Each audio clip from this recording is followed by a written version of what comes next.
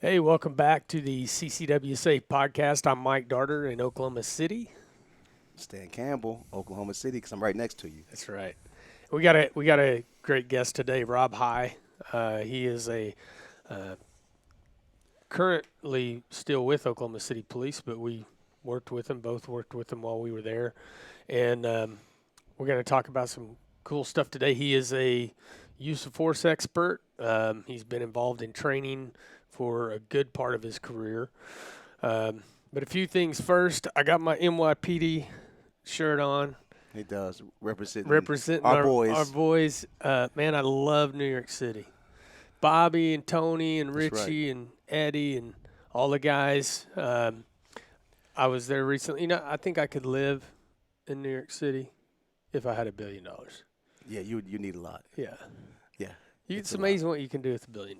Yeah, But you can't buy the presidency. you cannot do that. And I'm representing all blacks today, and not in the way that you think. This is New Zealand All Blacks Yep. rugby. Best rugby team in the world. That's right. That's right. And then here's our friend, Rob High. How long have we known you? 25 years. 25 25 years. 25 years. Rob and I actually,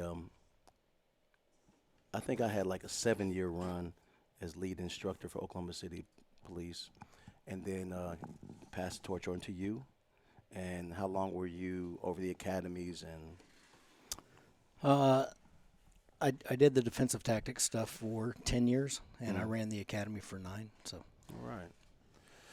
Yeah, we've been through a lot. The training evolved over those years. Back when Mike and I went back in '91, they just tried to kill us. I think it Oh, was just man. a gut check. right. And they just, oh my God, I don't even remember. We remember armbar takedowns. That's about all we can remember. Oh, yeah. The batons that we had to build out Batons, of we built batons, and PVC pipe. I've never been beat so much in my life.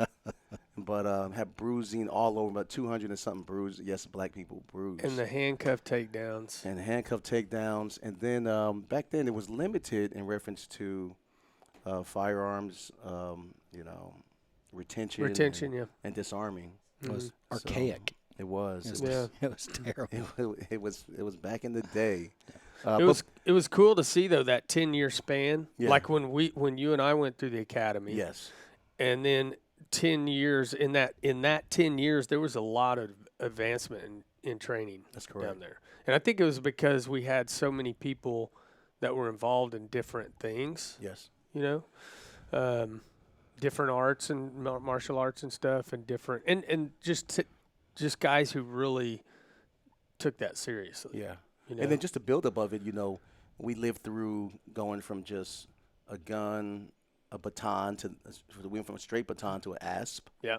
Then we had pepper spray Well, that changed over. And when we came on, we had just gone to transition to semi-automatics. That's right. Yeah. I think our class was like the second class. second I think that class. we got that the Glock 9mm. That's correct. So there was a transition. That was a big transition. Now I got a question for you. After when I went to ATF and was away from that, did that continue? Or like that 10-year span that we had, because we did have a lot of transition in that. Did it continue, and is there still a big transition today with the? It did.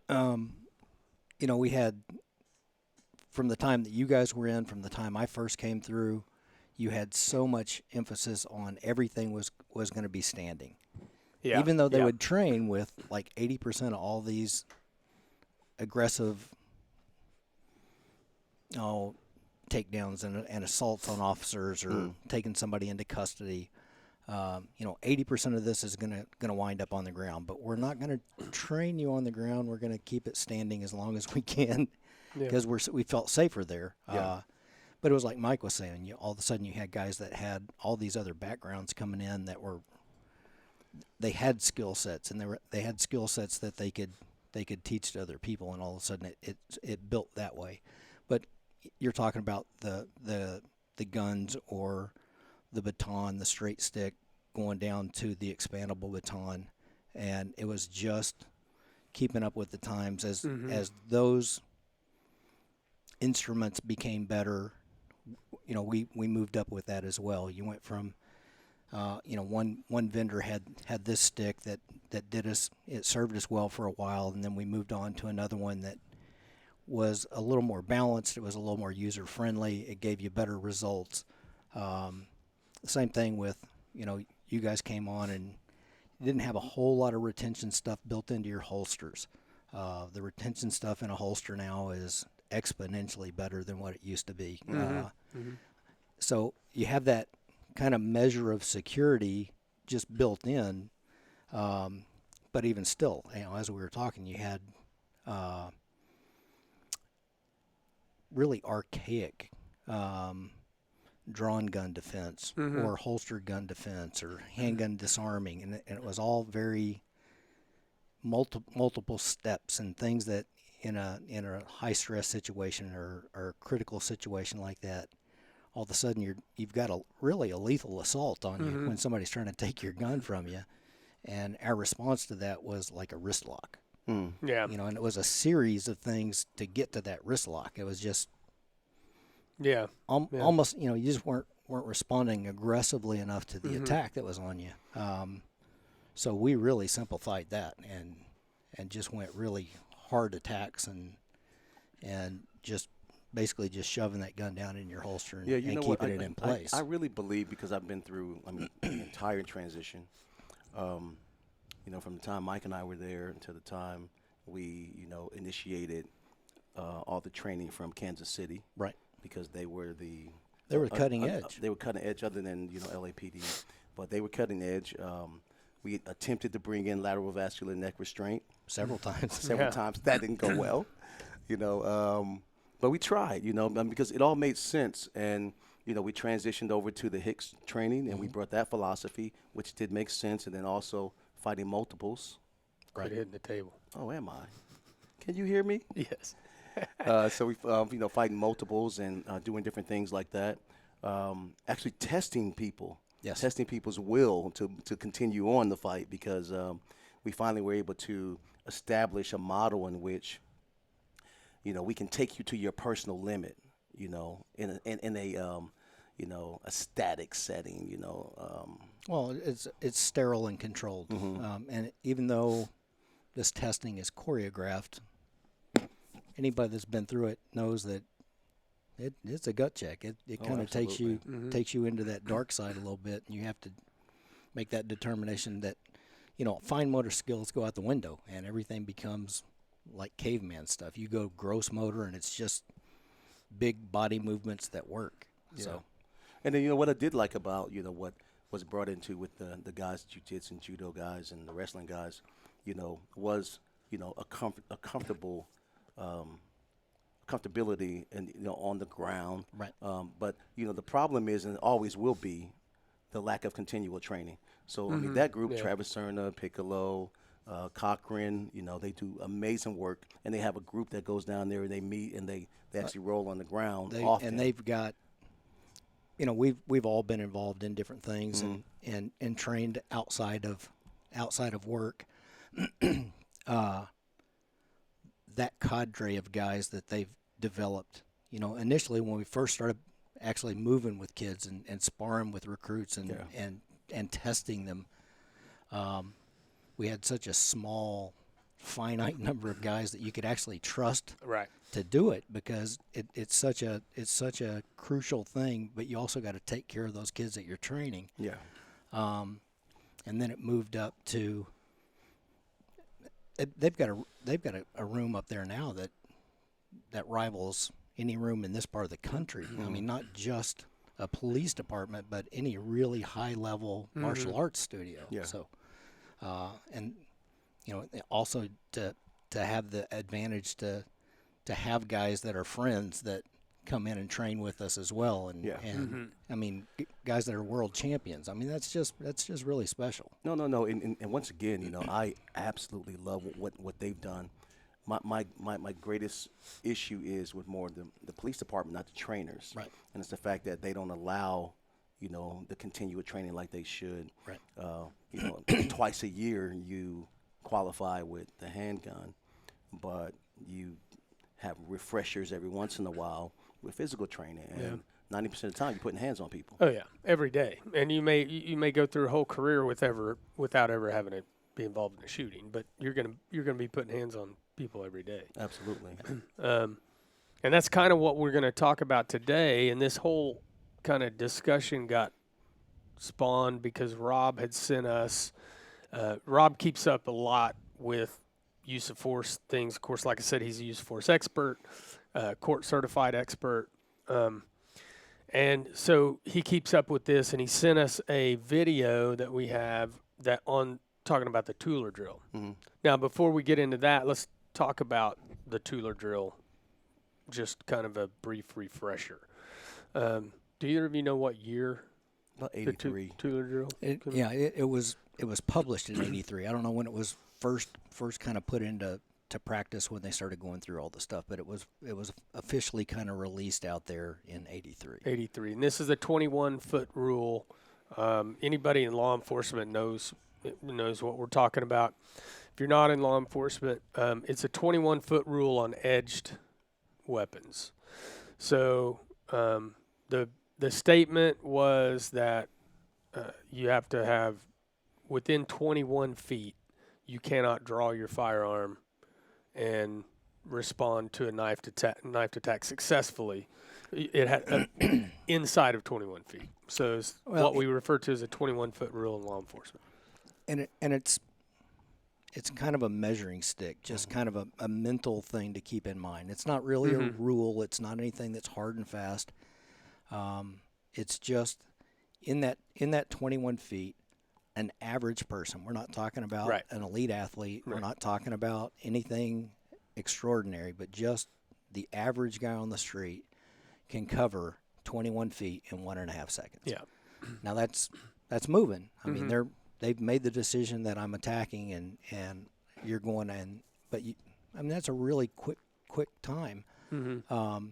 So if you're talking about a police officer, and especially if you've got retention systems built into your holster and things like that, number one, I have to actually recognize that something's going on. Something's going on, And then as you're processing that as quickly as you can, do you have time to go through those retention systems and draw your weapon and get around on target if the situation calls for that? And you've got to make that decision, in milliseconds. So that's the whole thing with our mindset on that 21 feet.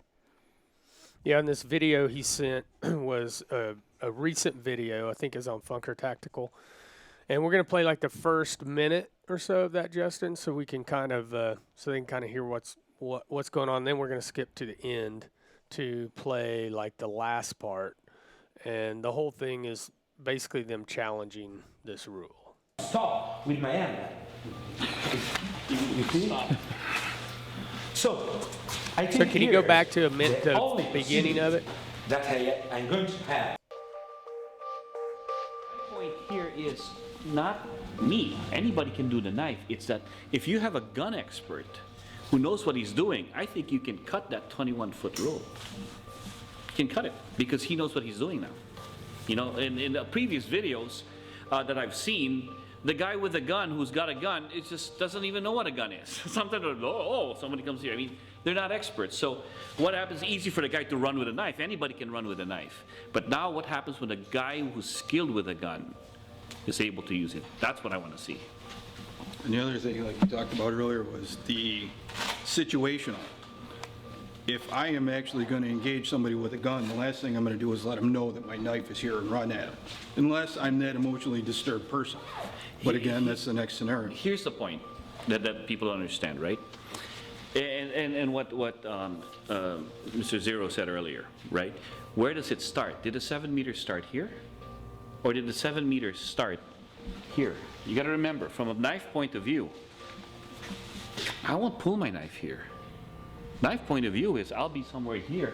Now the knife, because he allowed me this close. You will not see me go like this. Well, what is that? That's Hollywood, right? So the idea of, once again, you got to understand the parameters of even a weapons fighter. Weapons are made to be felt, not seen. Because if I pull the weapon and you see it, you run away or you shoot me. I need to get this close If I'm not this close, I'm not going to pull my weapon out. So we can pause So it there. understand that. Understand that in the context of what we're doing. Now, we're talking about here that somebody who doesn't know weapons will charge. I think that was a statement. They're kind of challenging this thing. There's several things in there that have to be taken account of. Number one, if you have a skilled somebody who's an expert at firearms. It also depends on somebody being an expert with edge weapons. Right. And then there's also the third thing of this setting that is a controlled environment. So there's a lot of things that go into this, and we'll skip ahead to I think it's about 8 minutes, and then where they kind of wrap it up, and then we'll talk about that.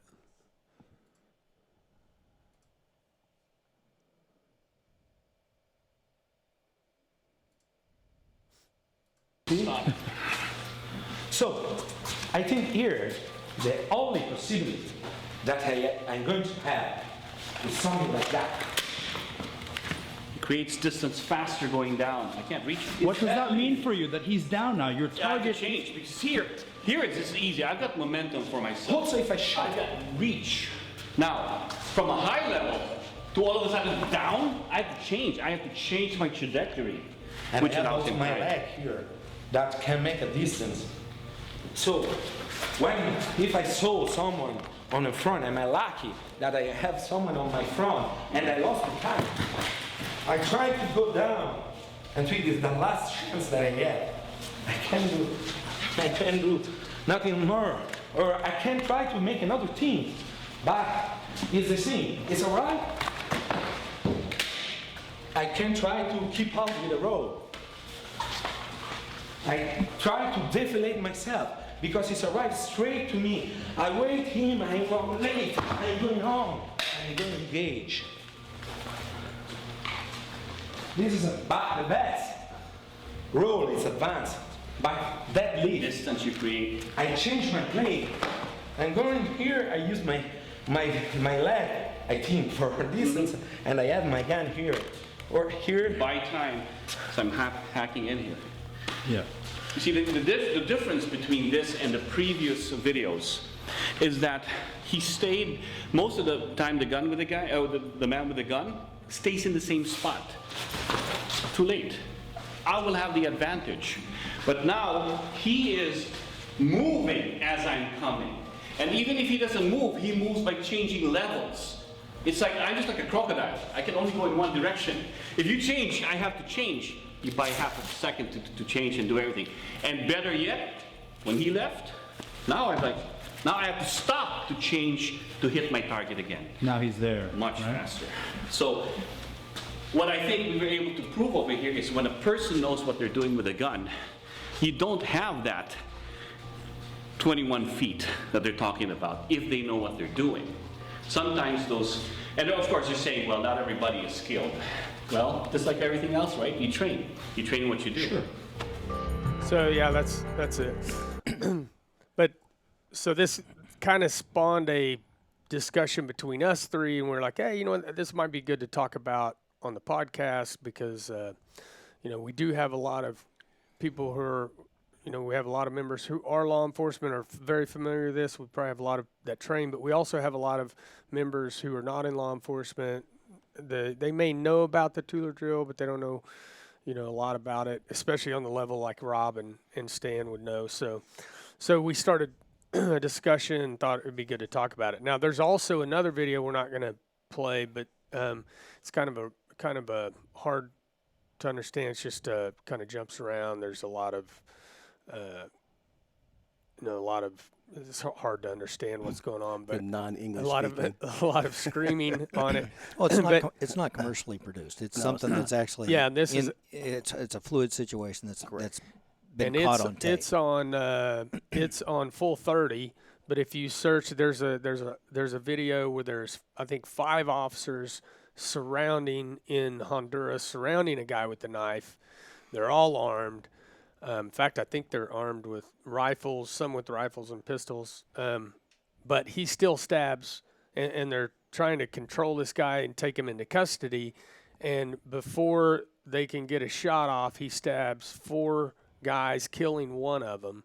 And so that's the other extreme side, Right. where you have an actual situation. I think that video proves that, there's training versus reality. Is one of the things it proves. And then there's also so many things, and I don't know the skill level of those officers in Honduras. I don't know what their training was like, but you see in that video them kind of trying to circle them, and now you've got a situation where you got crossfire. Yeah, You have, correct. and that could easily happen in a situation, especially urban situation. You're out on the street. There's a knife attack. In the video that we saw, he was doing, back falls. He was doing side rolls, forward rolls, which is fine, but you might not have that ability. So number one, you have to have the training and feel comfortable to do a back fall, to do a forward roll. But then you also might have a curb there, or you might have a car there, or you might have people in the background.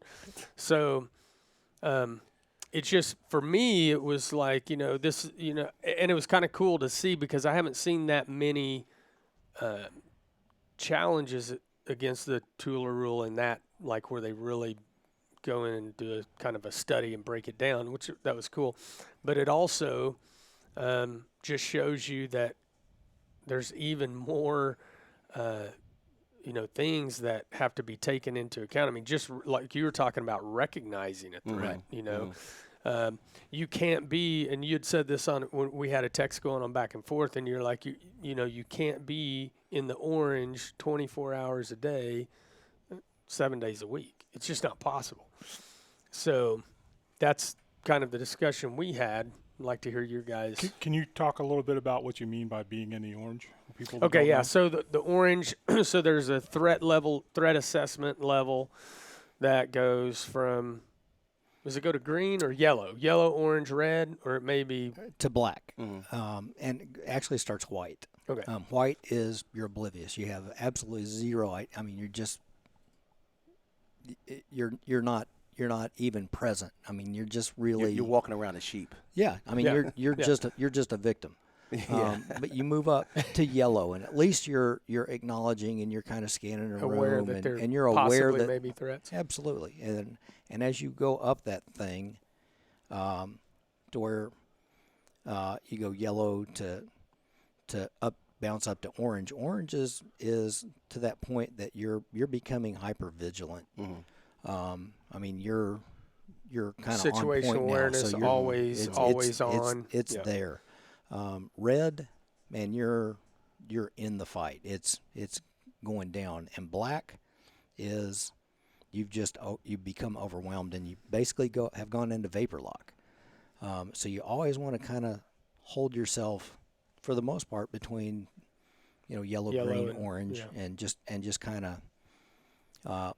But orange is hyper vigilant. It's really keyed up and on point for the most part. And there's a lot of us that have had enough training and had enough situational things that we've survived and lived through that you kind of understand just when to even move into that. I mean, all of a sudden it's like, the hair on the back of your neck standing up. Trust Yep. that, and now you're on point and you're in the game. And you don't have to be a guy that's had 3 combat tours and had military training and that kind of stuff. You can actually develop those kind of things just at home, and just kind of doing a little mental preparation and putting yourself in through that. I think we've discussed that on some other things previously. That's correct. But it's just one of those where I can put myself in that position, just sitting in my easy chair at home and go, okay, I go to my local convenience store. I've got gas. I just want to run in, grab me a cold drink before I leave, and I get in, and so I'm back here, and the situation goes down. This guy comes in to rob the store. Obviously we've got the experience. We've had all the reps in real life that if I'm showing up to a man with a knife call, I'm not confronting that guy. I'm keeping something Right. between us. You know, That's right. even if it's just my car, I'm not putting myself in that position where he can get to me. So 21 feet is not really a thing for me right then. Yeah. It's just going and understanding, you know, the whole situationally aware thing. Being in law enforcement, having done things like that, it's not just me that I have to think about. You know, I'm always having to assess and see availability of somebody to be taken hostage or another victim or something like that. But as just me running to the grocery store, I'm in a different position. I'm not actively pursuing. I'm not the hunter right then. Yeah. So it's the situational awareness and keeping yourself in that position where you're stepped back, and as much as anything, even though given the opportunity, given a situation where I don't have a choice and I'm going to have to act or somebody's going to get hurt. That's right. Yeah. Outside of that, man, I'm just going to be the best witness I can be. And that was, That's you know, right. that was big when we were on, and that's another kind of question I would have: visualization Yeah, absolutely. techniques. You know, that's when we went through. Visualization was huge. I would when I was in impact, I'd fall asleep at night running through houses, Right. running through houses, trying to get build up Play different scenarios. all the what ifs. And then, and then your mind will take over and always, you know, plot against you. And sometimes you have to rewind a little bit because you always your brain overwhelms yourself when you do this, which is natural. So if you do this, I would highly recommend, if you're carrying a firearm in a concealed manner daily or most of the time, if you're not doing visualization, you know, techniques like this, start doing it. Start thinking through, because, you know, one of the biggest things I saw in my shooting was and the quote I always fall back on, and the one that I love is, we do not rise to the level of our expectations, we fall to the level of our training. Yep. And if you don't have anything to fall back on, even if it's just having an idea of what you may do, then that may be all you have. Yeah, correct. But that was huge when we were in, and I don't know, is that something that's still It taught still in law is, enforcement? and it has to be. Big. I mean, the mental preparation is every bit as crucial as the physical preparation. I mean, you watch these guys. The guy that's attacking is obviously he's an expert with a knife. He's good with a knife, and we know that from other things he's been involved with. The guy with the handgun, and you're talking about he's completely concealed, and he's able to do dynamic movements, and he's still drawing clean and fast, and he's just crazy Perfect good. rolls. Yeah, he's really good with his stuff. Yeah. I mean, these guys are experts in their field. Yes. But you still have to have that. You still have to have that mentality, and you know from these guys, I'm telling you, even though at their level, these guys do the mental stuff just as much as they do the physical stuff. And I was going to tell you, you know, from wrestling, you know, with the Olympics has done study on this in the past on, you know, Olympic performance with visualization versus real training and the combination of both. So, and those are really great key points too, Mike, because, you know, if you are out there and you can't just do paper training, meaning just standing on a range shooting on paper. You have to add all the things that Mike's talking about, visualization, you know, practice these things, you know, get yourself a training weapon to start off with, make sure it's a sterile environment in which you practice doing this movement. You don't want to make it a hot gun while you're trying to do a roll or a dropout. But then also as you know, gain some more, you know, hours and experience in it, then you can do something like that on an outdoor range and, you know, do some dropouts and see, you know, where you are on target. But, you know, like Mike said, you know, we always practice visualization techniques and more so than anything, making sure that you think about making the incident successful for you, because you don't want to, you know, if you play in your head that you're going to get shot and die, you probably will, you know, be there. But you have to concentrate on making every incident, every violent encounter that you play in your head successful on your behalf. well, that's a great point, because and don't think that it always has to be you reacting with the firearm. You know, we talked about we developed the citizens use of force continuum, and it all falls back on avoidance. And it can be, you know, just because somebody has a firearm and is carrying concealed doesn't mean that that doesn't mean that you have to react Correct. to everything that you see in a with a firearm. So being able to avoid situations and when you do these visualization techniques, being able to recognize things and be able to avoid things or get assistance or maybe watch. Like say, sometimes it's better to be a great witness. Absolutely. You know, getting tag numbers, getting information, and getting that out. Yeah. So yeah, that's a good. And especially with concealed carriers, don't try to become police or believe just because you have a gun strapped on that you have to act like you are an officer and try to stop somebody from doing something. Of course, unless you're dealing with your family. But you have to think about making sure that you're safe, making sure that the police are on its way. So somebody's got to call 911. So you got to start the police. Everybody on this panel, I mean, we've been through hundreds of violent encounters. I mean, we probably all can say there's probably been thousands of people that we did not shoot. Michael, but ambushes are something different. Like in Mike's case, he was still ambushed, although it was a controlled raid that they were going on. The guy, went for a firearm. But a lot of times, I mean, if you're in an ambush situation, you have to deal with it. But in most cases, you want to try to avoid. We spend a lot of time doing that, in our everyday lives. I know you guys heard us talk about in the past, different situations when people approach our cars, aggressive panhandling, different things, somebody just, having some liquid courage, alcohol on them, or some type of, drug. You have to be aware. We stay aware and comfortable in it. Mike and I used to talk about all the time, I'm not paranoid, I'm prepared, So I always watch and in a moment's notice, I jump from where, I identify now that this person is a threat and I'm going to handle you, appropriately. And starting off most of all, with your verbal commands. Starting with verbal commands, make sure you have distance, see if you have any, cover that you can get to if it did go to gun. Or, yeah, and a way out. Absolutely. I mean, if I can get out of this, let's just get out of this. Oh, yeah. Well, yeah, I remember I was talking with Rob one time, and he asked that same question. How many times could you have shot somebody on the street but didn't? Well, Hundreds. I mean, there were tons of times when Yeah. you Never- probably could have. Never had to discharge my firearm in the line of duty. Used my firearm every day. Yeah. I mean, And every it was day. in and out of that Successfully. holster, especially in the gang unit. It Yes. was in and out constantly.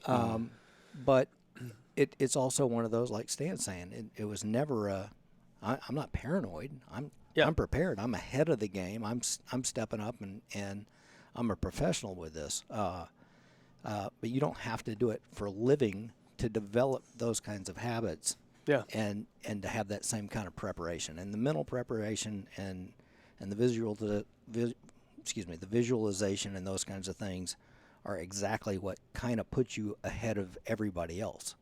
So. Absolutely.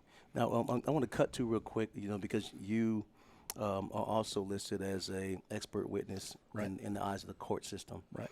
And in your time in testifying, and because you've had times where you had to testify on behalf of officers and also, unfortunately against officers that made some mistakes, in their actions.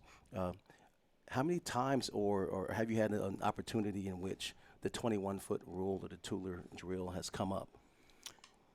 The only time it's ever really come up, it was brought up kind of as a defense, and it wasn't.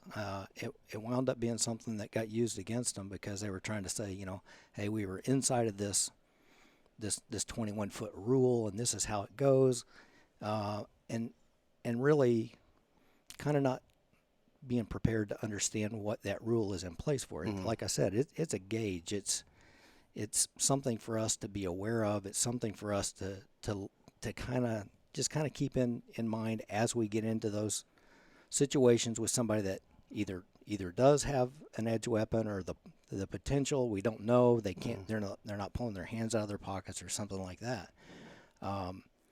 But that's something that goes away if I'm the one that comes charging in and I'm the one that's diminishing that space, and I don't have any spatial awareness, and I'm coming in and I'm causing this to become a more ramped up kind of thing. So even as a concealed carrier, I need to keep those things in mind, that I've got space. I've got, I may be, even if it's just the convenience store and I have the ability to stay on the other side of the check stand or a counter or the soda machine or something. And all of a sudden I decide that I got to act. Well, I don't have to come charging into that to really cause further chaos to the whole situation. So Yeah, Mike and I always talk about that when we discuss de-escalation, and legally you don't want to be the one that's shown to have escalated the situation to the point where you're forced to use deadly force. Right. And I think back at the Florida case in which the handicap parking guy, I forgot his name, but I believe that too had came into his defense as well about the proximity between he and that guy that attacked him. Unfortunately, he made the wrong decision and using his firearm at the time that he did, and he ended up getting charges placed on him as well. But you have to be mindful, guys, that just because something is set as a rule, an industry rule or training rule, doesn't mean that it always fits your situation. Because you still have to have all the things and that align with you legally using force and legally taking someone's life. Because if you do not, at the end of the day, it is a homicide and it's going to be investigated, and you don't want to be on the wrong side of a decision, especially when you just attach yourself to a catchphrase or some training guideline that's out there, because really at the end of the day it's just guidelines. Well, and it's not a security blanket. It's not something that it's not something that just protects you.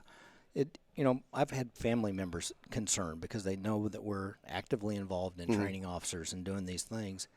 And it was my dad that asked me point blank, this has got to be really hard for you, but what do you say when you have a trainee that comes in and goes, well, when do I shoot? And I think that was a really big deal for him, that, like there's an answer for that. And again, I mean, how many times have we been in that situation and you utilized the firearm, but you didn't discharge it? Correct. And my answer for him was that it's so very simple. It's when this aggressor has taken away all of my other options. I don't have another option to me now, and to prevent myself from great bodily harm or somebody else, now I have to go into action. Correct. But outside of that, as long as I have another option left, we're not crossing that line yet. I don't make that decision. That this aggressor makes that decision for me. For years, we think about training, and as we move forward in the past 15 years, less and less people have been involved in physical altercations, fights. Sure. They probably go back to when they were in third grade and got punched in the nose. But after that, there was no more fighting going on in their lives. So even when we train police officers, we make sure that we put on some boxing gloves and let you feel how it is to get punched in the face. Well, and I have because to a lot know- of people have never been punched in the face, and we don't want them to freak out. So in a sterile environment, we actually put you through some physical tests. Right. You have to, and it's societal changes as well. I mean, when I grew up, if you and I had a squab in high school and we'd go out behind the school and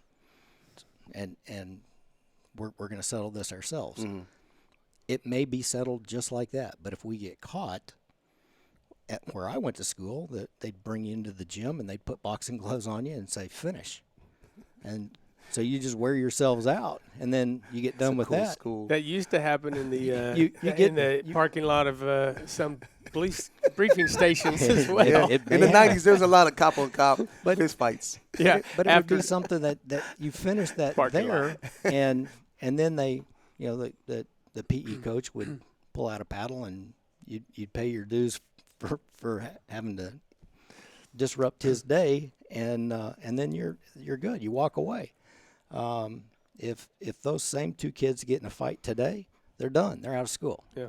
Yeah. And it's rarely just a suspension. Usually it's an expulsion now. Absolutely. So you've tried to take that down in society, and there's good aspects of that, and then there's other things about it that probably aren't as good for, you look at things going on in the world today, and sometimes you go, we wouldn't have nearly the hurt feelings if we still had dueling. I got a funny story. I'll probably get. I don't want to get. Well, I think it's You probably, won't get in it's trouble probably by ran. me. It's probably ran out the limit on this. I won't get in trouble. But I did that with my girls one time. They were fighting. Said, "That's it. Get in the car." Got them in the car. That's when I still had the dojo. Go down to the dojo. Took them up to the dojo. Put gloves on them. I said, "Here's the rules. No hit in the face. If you go down, it's over. Yeah. Fix it. Go." They just came out swinging, and Aubrey went down to Ashlyn, bam, hit her. She went down on the mat. Ashlyn jumped her. I go, "Nope, that's it." Grabbed her, pulled her off, and said, "That's it, it's over." Aubrey got up. She goes, "No, Dad, it's not over." I was like, "Uh-oh, okay.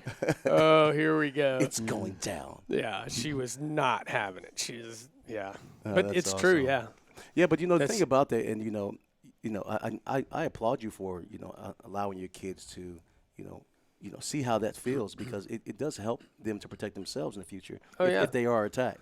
We had many times where we identified officers, like literally identified officers that should not be on the street. And, Right. in a training setting. And, I remember this one officer, won't name, of course, but, I was really, really good with slapping people.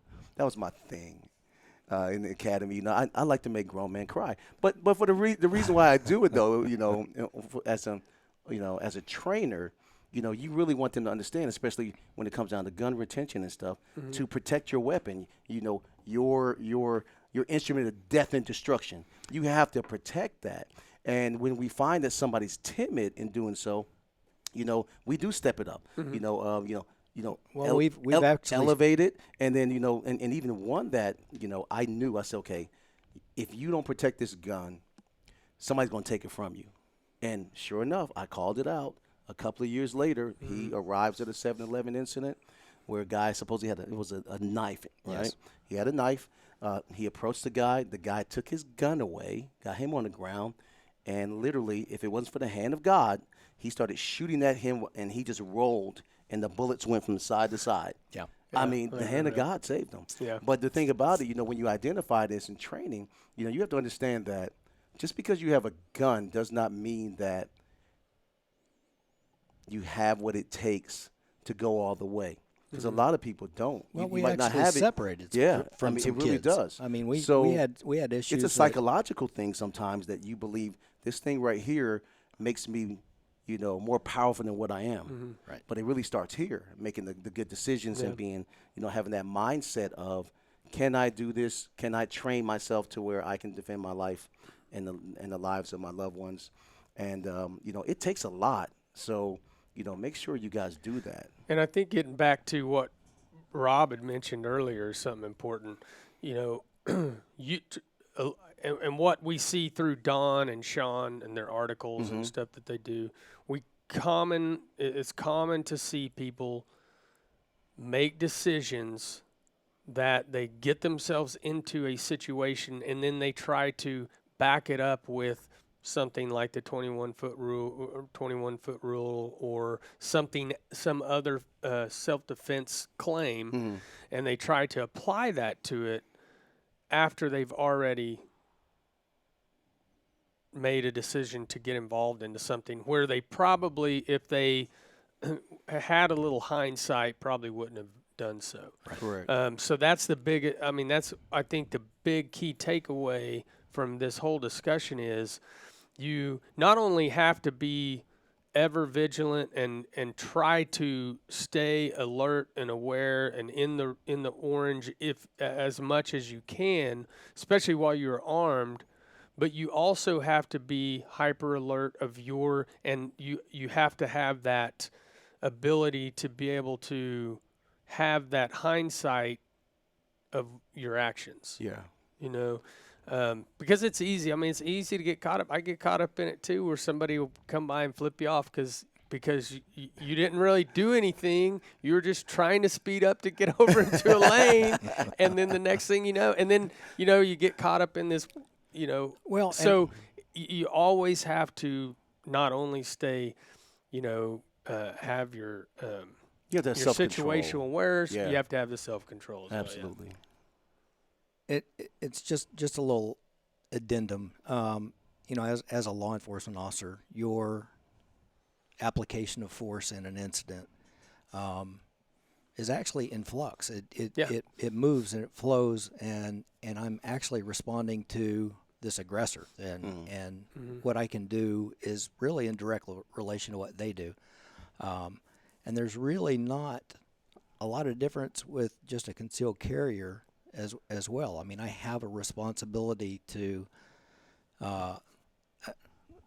seriously, more than anything, just kind of be a good witness in this whole thing. If you paint me into that corner where I have to respond, okay, well we go and we respond. But if somebody is at that point where they're gonna, whoa, now this is more than I bargained for, and I'm out of this, then let them be out of it. Let them go. This is not a I won situation. It's a I survived situation. Yeah.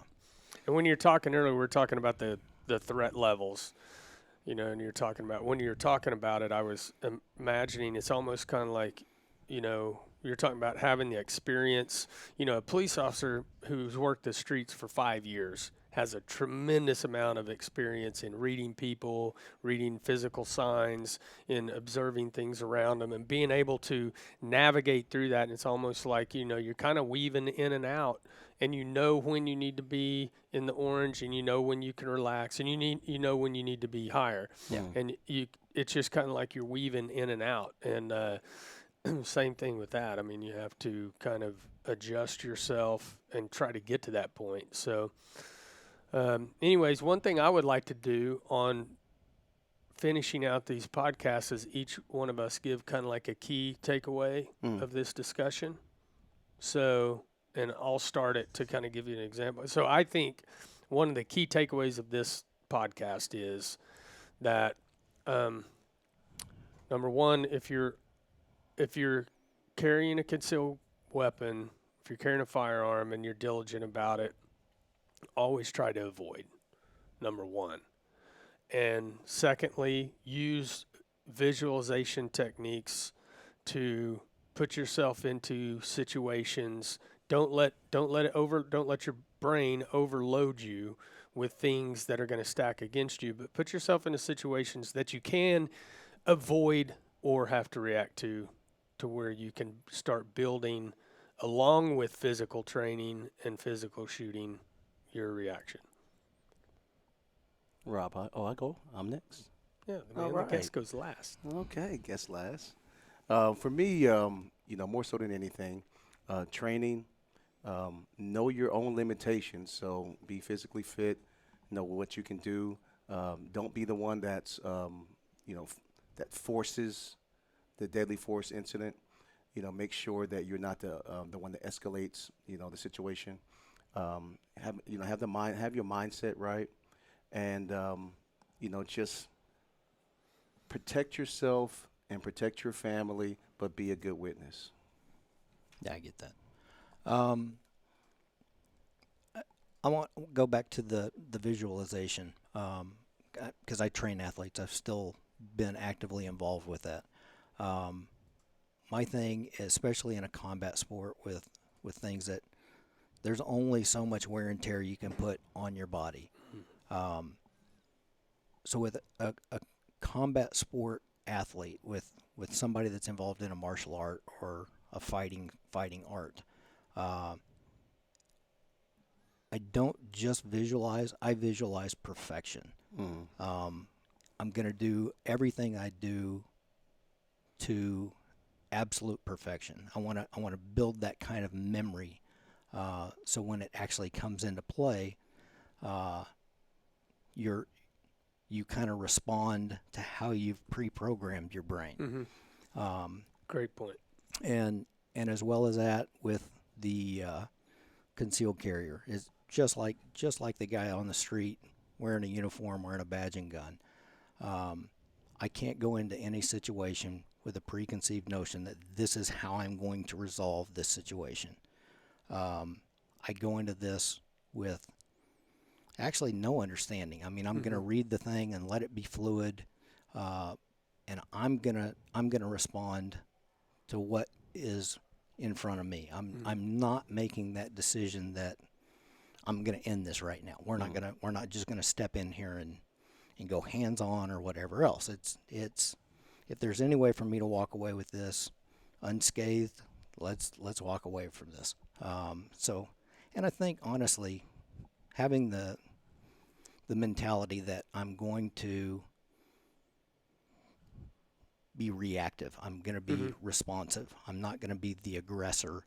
It also puts me at peace with whatever comes out of this as well. I mean, because if you're involved in a shooting, that's a huge deal. I mean, all the things that come with that, not just physically or legally or civilly, but emotionally, the things that are going to go on within you. So it's things that if I know that I've done everything I could to just kind of resolve this peacefully, and you've made that decision where you've taken all those options away. So it's like you were saying, Stan. It's just I'm gonna let the thing come to me. I'm not gonna make it happen. So it's just kind of being reactive to whatever it was that took place. Correct. That's a great point. Hey guys, I also want to invite you. In a couple of weeks, we're going to release a video with attorney Andrew Branca and Don West, our National Trial Counsel, in which they discuss the 21-foot rule, the tool to drill, how it applies to legally with concealed carriers and the risk thereof. Nice. So make sure you check that out in the weeks coming. All right. Well, that's it. Rob, thanks for coming on. Thanks I'm for sure we're having going to me. have you on in the future. And thanks for listening. If you got any comments, be sure to follow us. We're putting these out on YouTube now. We'd love for you to subscribe to our YouTube channel. We're on Instagram, CCW Safe. I think all of our social media is CCW Safe. Follow us, comment, and let us know if you have any other things you want us to talk about. All right. Be safe.